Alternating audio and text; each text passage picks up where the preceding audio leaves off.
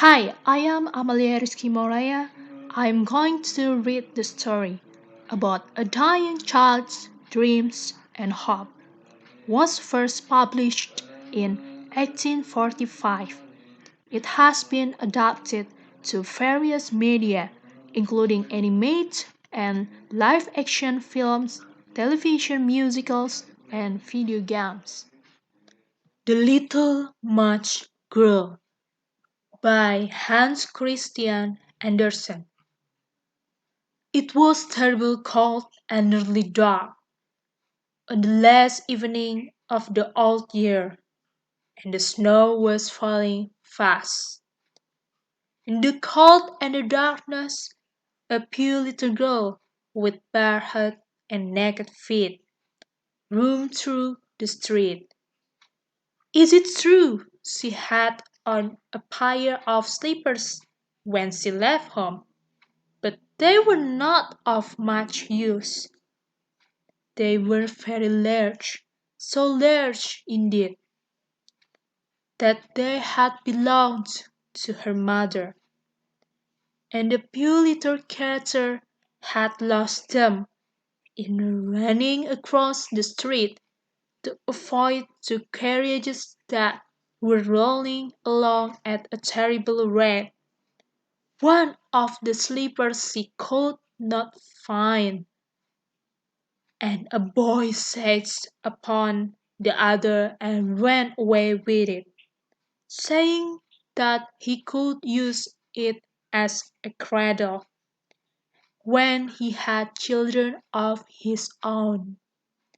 So the little girl went on with her little naked feet, which were quite red and blue with the cold.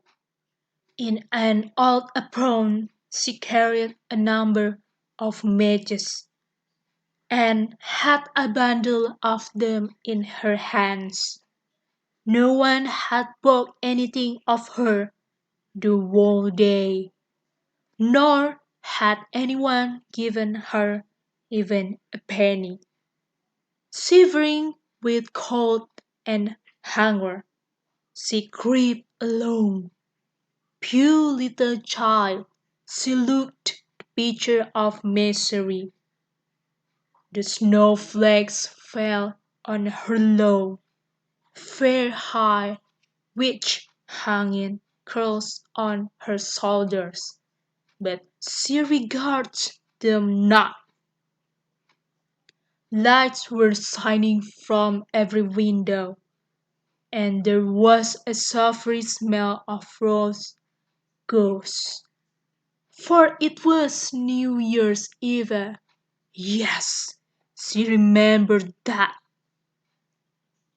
In a corner between two houses, one of which projected beyond the other, she sank down and huddled herself together. She had drawn her little feet under her, but she could not keep off the cold, and she dared not go home, for she had sought no matches, and could not take home even a penny of money.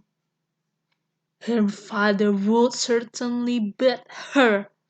Besides, it was almost as cold at home as here, for they had only the roof to cover them, through which the wind howled. Also, the largest hall had been stopped up with straw and reeds. Her little hands were almost frozen with the cold. Ah, perhaps a burning match might be some good, if she could throw it from the bundle and strike it against the wall, just to warm her fingers. She drew one out. Stretch! How it sputtered as it burnt! It gave a warm, bright light like a little candle. as she had her hand over it. It was really a wonderful light. It seemed to the little girl that she was sitting by a large iron stove with polished brass feet and a brass ornament. How the fire burnt and seemed so beautifully warm that the child stretched out her feet as if to warm them. When, though the flame of the match went out, the stove vanished, and she had only the remains of the half-burnt match in her hand. She rubbed another match on the wall. It burst into a flame, and where its light fell upon the wall it became as transparent as veil, and she could see into the room. The table was covered with snowy white tablecloth, on which stood a splendid dinner service and a steaming roast goose stuffed with apples and dried plums. And what was still more wonderful, the ghost jumped down from the dish and waddled across the floor with a knife and fork in its breast to the little girl. Then the match went out, and there remained nothing but the thick, damp, cold wall before her. She lighted another match, and then she found herself sitting under a beautiful Christmas tree. It was larger and more beautifully decorated than the one which she had seen through the glass door and the rich merchants. Thousands of tapers were burning upon the green branches, and colored pictures, like those she had seen in the show windows, looked down upon it all. The little one stretched on out her hand towards them, and the match went out. The Christmas lights rose higher and higher, till they looked to her like the star in the sky. Then she saw a star fall, leaving behind it a bright streak of fire.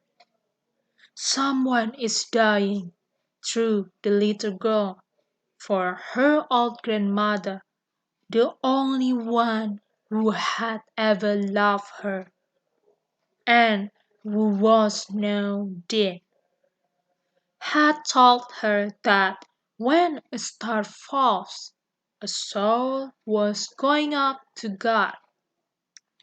She again rubbed a match on the wall, and the light shone round her. In the brightness stood her old grandmother, clear and shiny, yet mild and loving in her appearance. "Grandmother!" cried the little one. "Oh, take me with you!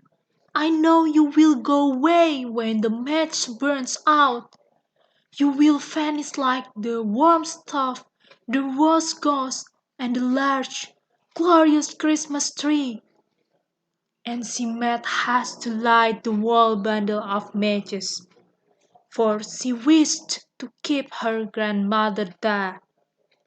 And the matches glowed with a light that was brighter than the noonday, and her grandmother had never appeared so large or so beautiful.